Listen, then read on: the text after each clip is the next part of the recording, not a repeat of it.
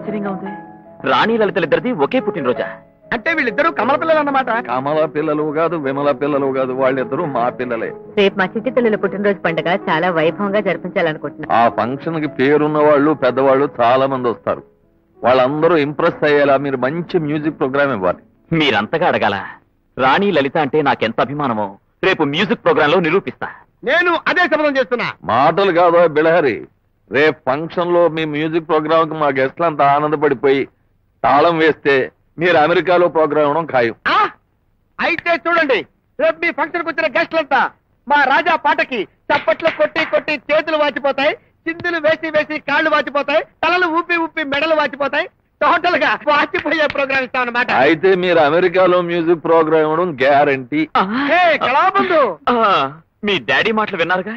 పాట నేను పాడతాను, ఆ పాట నువ్వే రాయాలి కవిత. సారీ లలిత, నువ్వు కాదు నువ్వే రాయాలి కవిత.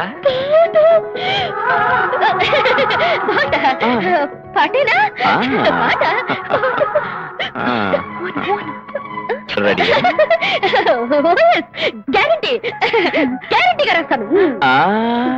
రాస్తాను, రాసేస్తాను, రాసి కోసేస్తాను, అదేం కుదరదు. ఏ లలిత, ఇప్పుడే ఇక్కడే నా ముందే సెన్సేషనల్ గా ఎమోషనల్ గా రాయాలి.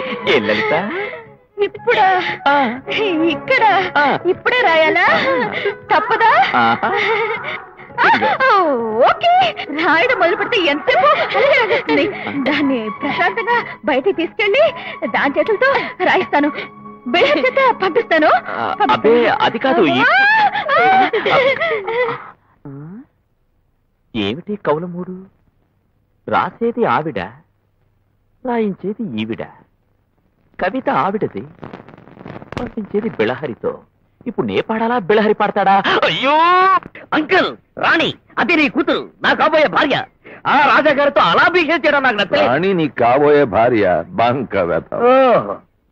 నువ్వు ఇలా మాట్లాడితే నీ కూతురు నేను పెళ్లి చేసుకున్నాను. అసలు నా కూతురు నీకు ఇచ్చి పెళ్లి చేస్తానా? అమ్మాయి అడిగితే అడుగు తిని